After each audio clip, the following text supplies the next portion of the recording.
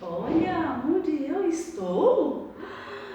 Na salinha da escola. Isso.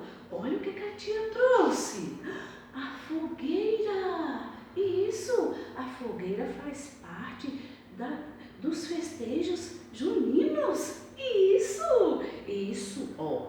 Cuidado para não se queimar. Cuidado com fogo, certo? Não fique perto. Isso, olha aqui. Que a tia trouxe? A tarefinha. Só que aqui só tem as madeiras. Cadê o fogo? Cadê o fogo da fogueira? Só tem as madeiras, ó. E as bandeirolas lá em cima. Mas você vai pegar em casa papel colorido, tintas vermelha e amarela.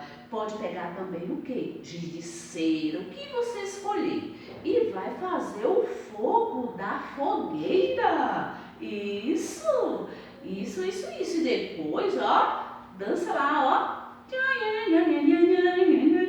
Isso, e manda, ó, tira a foto e manda pra tia. Certo? Beijos!